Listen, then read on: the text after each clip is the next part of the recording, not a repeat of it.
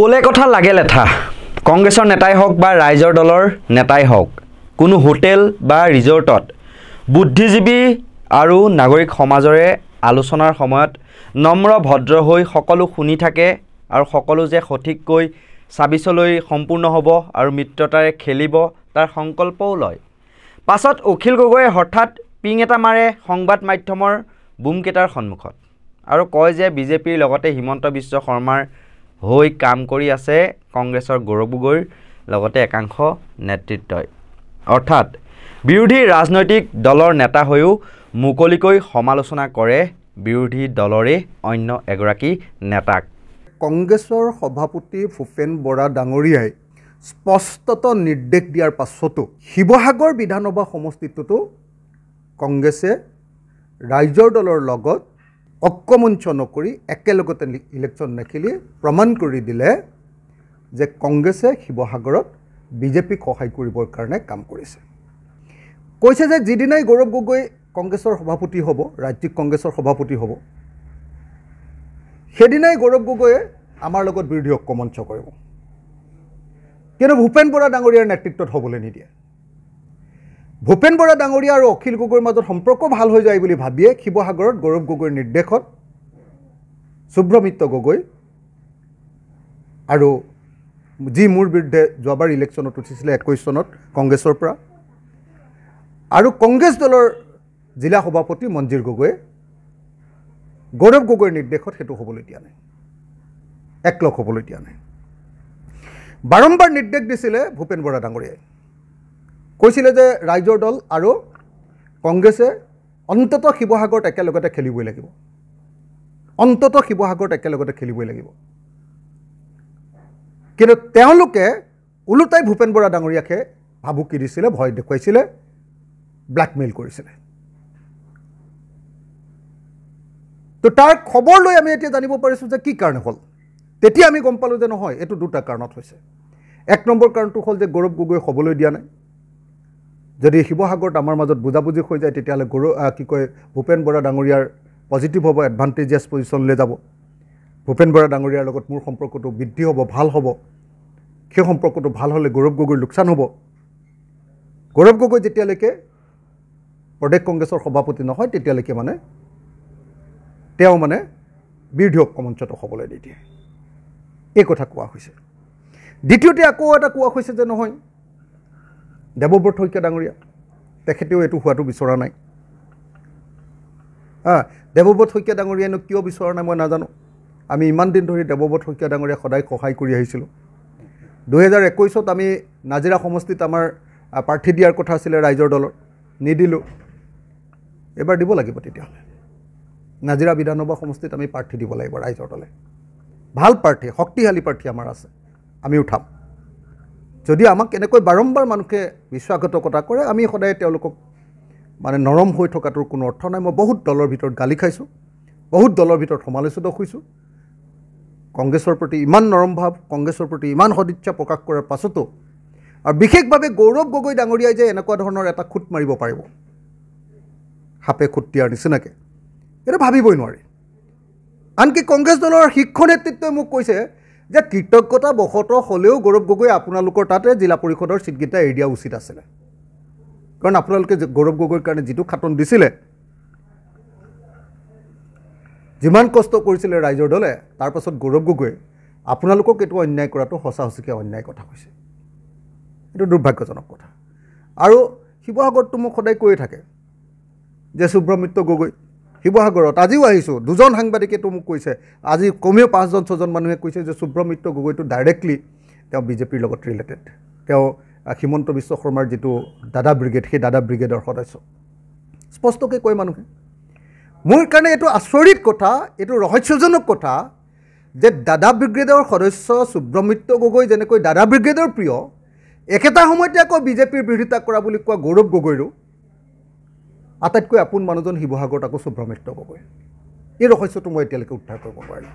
কেনেকৈ এইটো সম্ভৱ হৈছে, কেনেকৈ সম্ভৱ হৈছে যে একেজন মানুহে কেনেকৈ বিজেপিৰ বিৰোধিতা কৰা গৌৰৱ গগৈৰো বন্ধু, গৌৰৱ গগৈৰো সতীৰ্থ, আৰু একেটা সময়তে তেওঁলোক আকৌ হিমন্ত বিশ্ব শৰ্মা, পীযুষ হাজৰিকাৰো সতীৰ্থ হ'ব পাৰিছে এইটো মোৰ কাৰণে ৰহস্যজনক কথা ক'ৰবাত তাৰমানে অখিল গগৈ খৰুৱাবৰ কাৰণে কংগ্ৰেছ আৰু বিজেপি একলগ হৈ যায় নেকি অখিল গগৈৰ বিৰোধিতা কৰিবৰ কাৰণে ৰাইজৰ দলৰ বিৰোধিতা কৰিবৰ কাৰণে কংগ্ৰেছ আৰু বিজেপি ক'ৰবাত কোনোবা পইণ্টত একলগ হৈ যায় নেকি আজি ৰাইজৰ দলৰ বিৰুদ্ধে কংগ্ৰেছে ছখন আমাৰ গোটেই শিৱসাগৰত পুৰণি নতুন চব মিলাই যি ছখন আমাৰ আসন আছে গোটেই পুৰণি নতুন মিলাই দেই ছখন যি আমাৰ আপোনাৰ কি কয় জিলা পৰিষদ আছে সেই জিলা পৰিষদৰ ছখনতে কংগ্ৰেছে প্ৰাৰ্থিত্ব দিছে সকলোৱে জানে যে কংগ্ৰেছ ক'তো নিজিকে কংগ্ৰেছৰ নেতৃবৰ্গই মণ্ডল কংগ্ৰেছৰ মানুহবিলাকে তৃণমূল কংগ্ৰেছৰ মানুহবিলাকে জিলা কংগ্ৰেছৰ বিভিন্নজনে আমাক কৈ আছে যে কংগ্ৰেছে ক'তো নিজিকে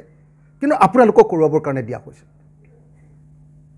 আমি তেওঁলোকক কৈছিলোঁ যে নহয় 4খন আসন আমাক দিয়ক আপোনালোকে 2খনত খেলক আপোনালোকো জিকিব আমিও জিকিম কিন্তু তেওঁলোকে এৰি নিদিয়ে তাৰ অৰ্থটো কি তাৰ অৰ্থটো হ'ল যে কংগ্ৰেছে যেনেকৈ 2021 চনত মুখ হৰুৱাবৰ কাৰণে কংগ্ৰেছে নিজৰ প্ৰাৰ্থী দিছিলে বিজেপিৰ লগত লগ লাগি সুব্ৰমিত্ৰ গগৈক প্ৰাৰ্থী দিছিলে এতিয়া সুব্ৰমিত্ৰ গগৈ একেজনে গৌৰৱ গগৈৰ লগত লগ লাগি এতিয়া ৰাইজৰ দলৰ বিৰুদ্ধে পঞ্চায়ত নিৰ্বাচনত জিলা পৰিষদ আৰু আঞ্চলিক পঞ্চায়তত ৰাইজৰ দলৰ বিৰুদ্ধেও কংগ্ৰেছে প্ৰত্যেকটো জিলা পৰিষদ আৰু প্ৰত্যেকখন আঞ্চলিক পঞ্চায়তত তেওঁলোকে আমাৰ বিৰুদ্ধে কেণ্ডিডেট দিছে আৰু অখিল গগৈয়ে অনা অভিযোগৰ উত্তৰ দিবলৈ গৈ ফেচবুক লাইভ আহি অখিল গগৈৰ বিৰুদ্ধে কথা কয় প্ৰদেশ কংগ্ৰেছৰ সভাপতি ভূপেন বৰাই বিজেপি বিৰোধী এটা ঐক্য মঞ্চ গঢ়িবলৈ চেষ্টা কৰি থকা সময়ত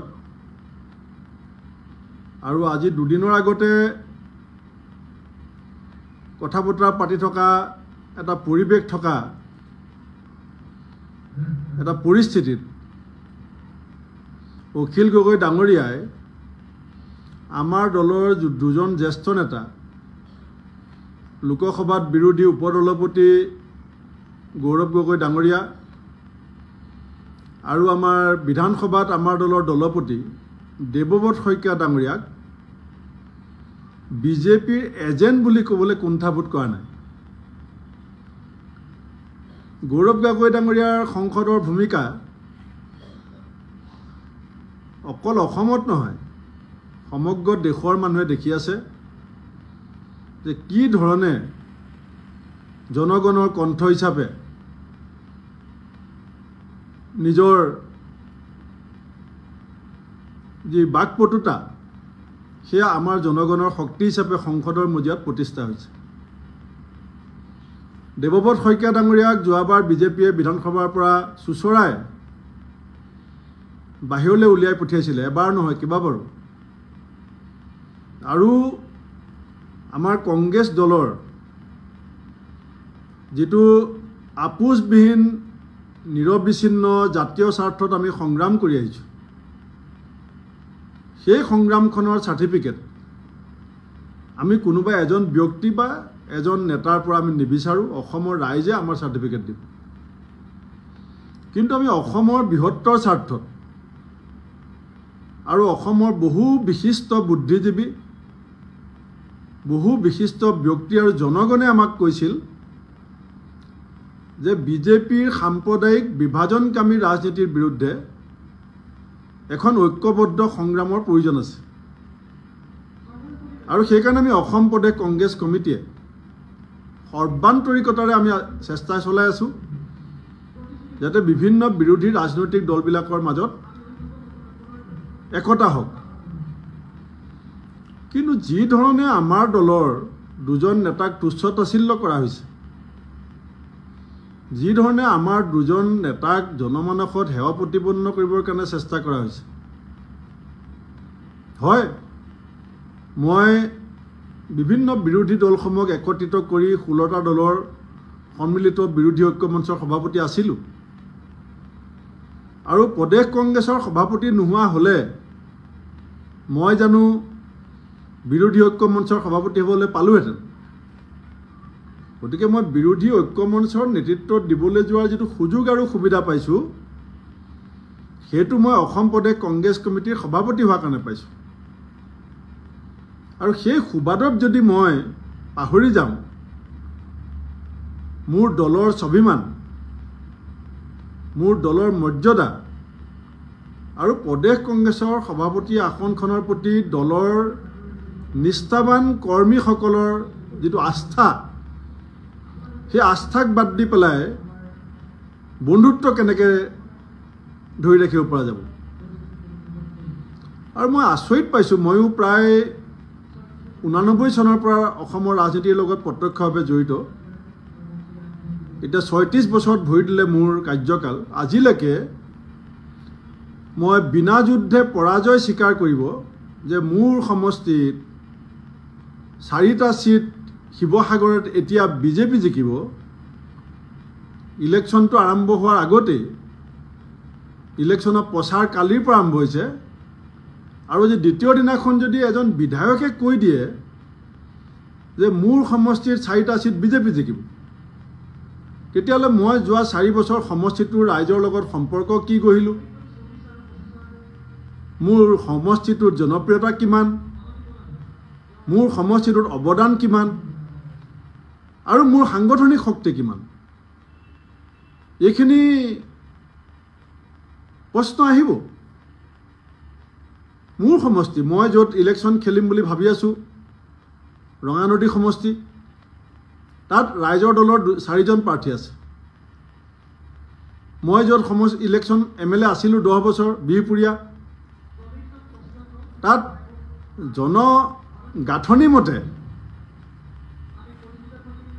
নহৈ পেলাই ৰাইজৰ দলৰ প্ৰাৰ্থী আছে। কিন্তু এতিয়ালৈকে আমি ক'তো কোৱা নাই, আৰু এনেকুৱা কোৱা পৰিৱেশ আহিব বুলি মই ভবা নাছিলোঁ যে মোৰ ৰঙানদী সমষ্টিৰ ৰাইজৰ দলে প্ৰাৰ্থীবিলাক বিজেপি কথামতে দিছে। বাইট, এতিয়া কোন কাৰ এজেণ্ট ধৰিব নোৱাৰা হৈ যায়। কংগ্ৰেছ নে ৰাইজৰ দলৰ, বিজেপি বা হিমন্তৰ এজেণ্ট কোনোবা নেতা আছে, সেয়া ধৰিব নোৱাৰা হৈ যায়। আনফালে বিপাঙত পৰে একেলগ কৰিব খোজা বিশিষ্ট বুদ্ধিজীৱী ডক্টৰ হীৰেণ গোহাঁইৰ লগতে সচেতন নাগৰিক সমাজৰ কেইগৰাকীমান। এনেকুৱা লাগে যেন মিত্ৰতাৰ মতো নুবুজি নিজৰ মাজতে যুঁজি মৰিছে তেওঁলোক। এনেকৈ 26ত পুনৰ গেৰুৱা বাহিনীয়েই হাঁহি মাৰিব যে সেয়া ফিক্স। কংগ্ৰেছে অলপ ৰণকৌশল বিজেপিৰ পৰা শিকক যে কেনেকৈ আঞ্চলিক শক্তিসমূহক তেওঁলোকৰ লগত ৰাখি নিজৰ ভেটি মজবুত কৰি ৰাখিছে, আৰু ৰাইজৰ দল আৰু AJPয়েও এৰা ধৰা নীতি শিকক অগপ UPPLৰ পৰা। চাবচোন আপোনালোকে, বিজেপিৰ মিত্ৰতাৰ পাশত আবদ্ধ হৈ থকা অগপ UPPLৰ নেতাৰ যদি কিবা কথাত বিজেপিৰ নেতাৰ সৈতে মতানৈক্য ঘটে, তেওঁলোকে সংবাদ মাধ্যমৰ আগত ৰাজহুৱাকৈ কোনেও কাকো কটাক্ষ নকৰে। বিসম্বাদবোৰ বিগ ব্ৰাদাৰ বিজেপিৰ সৈতে আলোচনাৰ মাধ্যমেৰে গোপনে দূৰ কৰাৰ চেষ্টা কৰে তেওঁলোকে। বিপৰীতে আকৌ কংগ্ৰেছৰ নেতাক বিজেপিৰ হৈ কাম কৰা বুলি অখিল গগৈয়ে মুকলিকৈ কটাক্ষ কৰে আৰু ৰাইজক দেখুৱায়। তাৰে উত্তৰ দিবলৈ গৈ অখিল গগৈকো বিজেপিৰ এজেণ্ট সজোৱাৰ চেষ্টা কৰে একাংশ কংগ্ৰেছী নেতাই। এয়াই আপোনালোকে মিত্ৰতাৰ ধৰ্ম পালন কৰিছে হা। এনেকৈ আপোনালোকে 26ৰ ৰণ জিকাৰ সপোন দেখিছে। এটা কথা নিশ্চিত, সাংগঠনিক দিশতেই হওক বা তৃণমূল পৰ্যায়ত বিজেপিৰ ভেটি বা শক্তি বহুত দূৰলৈ ইতিমধ্যে শিপাই গৈছে, বহুত শক্তিশালী। বিজেপিৰ জনবিৰোধী নীতিসমূহ এতিয়াও গাঁৱৰ ৰাইজে একেবাৰেই উপলব্ধি কৰিব পৰা নাই। প্ৰমাণ এই ভিডিঅ'টোৱেই। চাওক, আগদিনালৈকে ৰাইজৰ দলত থাকি চিচিৰবৰ সমষ্টিৰ একাংশ মহিলা পুৰুষে পাছদিনাখন পিন্ধিছে আকৌ গেৰুৱা বসন। আনকি মন্ত্ৰী পীযুষ হাজৰিকাক ভগৱান জ্ঞান কৰি ভৰি চুই সেৱা কৰিছে এইগৰাকী জ্যেষ্ঠ মহিলাই। তেওঁতকৈ যে মন্ত্ৰী পীযুষ হাজৰিকা বয়সত কিমান সৰু সেয়া তেওঁ উপলব্ধি কৰিব পৰা নাই। ৰাইজৰ মাজলৈ নিব পৰা ইছ্যু বহুত আছে। গাঁৱৰ ৰাইজৰ কাষলৈ বিৰোধী দলৰ নেতা কৰ্মীসকল একত্ৰিত হৈ বা এক হৈ যাওক আৰু মূল্যবৃদ্ধি, ভয়াৱহ নিবনুৱা সমস্যা, ক্ষুদ্ৰ ব্যৱসায়িক টেটু চেপা, থলুৱা ব্যৱসায়ীৰ যে ব্যৱসায়ত একেবাৰেই মন্দা অৱস্থা হোৱাৰ লগতে পেটত যে থিয়গুৰ সোধোৱাৰ বিপৰীতে আকৌ পুঁজিপতি গোষ্ঠীৰ লগতে বহিৰাগত বনিয়াক যে অসমৰ মাটিত ব্যৱসায় কৰিবলৈ হাজাৰ হাজাৰ বিঘা ভূমি চৰকাৰে আবণ্টন দি আছে। ৰাজ্যৰ চৰকাৰী চিকিৎসালয়সমূহৰ দুৰৱস্থা কেনেকুৱা, ৰোগীয়ে যে বিনামূলীয়াকৈ ঔষধ লাভ নকৰে, উপযুক্ত চিকিৎসা ব্যৱস্থা লাভ নকৰে, যাৰ বাবে ব্যক্তিগত খণ্ডৰ চিকিৎসালয়ত ঢাপলি মাৰে। চৰকাৰী বিদ্যালয় যে হাজাৰ হাজাৰখন বন্ধ কৰিলে, কৰৰ ওপৰত কৰৰ বোজা জাপি দি যে সাধাৰণ জনতাকো মাধমাৰ সোধাই আছে। ৰন্ধন গেছৰ অত্যাধিক মূল্যবৃদ্ধিয়ে ৰাইজক হাৰাশাস্তি কৰিছেনে নাই, এনেবোৰ কথা গাঁৱৰ বা জকাই চুকৰ ৰাইজৰ লগত অলপ পাতকগৈ। বহুতেই দৰিদ্ৰ হৈও এতিয়াও চৰকাৰী আঁচনিৰ পৰা বঞ্চিত হৈ আছে। খবৰ কৰক অলপ। PMAY গৃহ লাভ কৰা নাই, গৃহৰ লাভৰ নামত কোনোবাই কমিশ্যন দিবলগীয়া হৈছে নেকি? এইসমূহ কথা বিৰোধী নেতাসকলে এবাৰ ৰাইজৰ লগত সন্মুখৰ পৰা গৈ পাতকগৈ, কিন্তু নাই, এইবোৰ নকৰে তেওঁলোক মাথো ব্যস্ত হোটেলৰ মিটিঙত, সংবাদ মাধ্যমৰ সন্মুখত হট ডাইলগ দিয়াত ব্যস্ত তেওঁলোক। গুৱাহাটীৰ ৰাজপথত আস্ফালন কৰাতহে পাকৈত তেওঁলোক। আৰু এটা কথা মন কৰিব, বিজেপিৰ সভাপতি দিলীপ শইকীয়াই হওক, মন্ত্ৰী পীযুষ হাজৰিকাই হওক, জয়ন্ত মল্ল বৰুৱাই হওক, মানৱ ডেকাই হওক, দিগন্ত কলিতাই হওক, মৃণাল শইকীয়াই হওক বা পবিত্ৰ মাৰ্ঘেৰিটাই হওক, অন্যান্য নেতাসকলেই হওক লাগিলে, যিসকল পঞ্চায়ত নিৰ্বাচনত জিলা পৰিষদৰ প্ৰাৰ্থী হিচাপে মনোনয়ন দাখিল কৰিছিল, সেইসকলৰ মনোনয়ন দাখিলৰ সময়ত কাষত থিয় দি প্ৰাৰ্থীগৰাকীৰ লগতে দলৰ নেতাকৰ্মীক তেওঁলোকে উৎসাহ যোগালেগৈ। বিপৰীতে কংগ্ৰেছৰ বহু পঞ্চায়তৰ জিলা পৰিষদৰ সদস্য সভাপতি পদৰ প্ৰাৰ্থীৰ মনোনয়ন প্ৰত্যাহাৰ কৰিবলৈ হেঁচা দিয়াৰ সময়ত কংগ্ৰেছৰ নেতাসকল আকৌ থাকিল গুৱাহাটীৰ ৰাজপথত আৰক্ষীৰ সন্মুখত হট ডাইলগ মাৰি বা প্ৰতিবাদ কৰি। আৰু সেই সময়ত যদি সভাপতি ভূপেন বৰা, প্ৰদ্যুৎ বৰদলৈ, ৰকিবুল হুছেইন, গৌৰৱ গগৈ, দেৱব্ৰত শইকীয়া, জাকিৰ হুছেইন চিকদাৰ, মীৰা বৰঠাকুৰ ভাগে ভাগে থাকিব লাগিছিল কংগ্ৰেছৰ প্ৰাৰ্থীকেইজনৰ কাষত।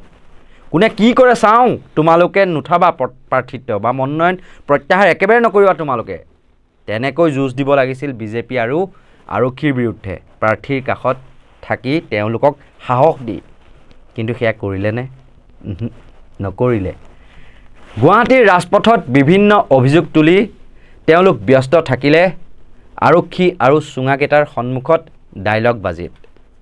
এনেকুৱা গতিত অসমত বিৰোধী শিবিৰে কেৱল EVMৰ গাত দোষ দি থাকিলে লাভ নহ'ব। সময় থাকোঁতেই যুঁজ দিবলৈ এতিয়া সচেতন মহলৰ পৰা আপোনালোকলৈ আহ্বান আহিছে। একত্ৰিত হৈ যিসমূহ বিজেপিৰ জনবিৰোধী নীতি সেইসমূহ লৈ ৰাইজৰ কাষ চাপক।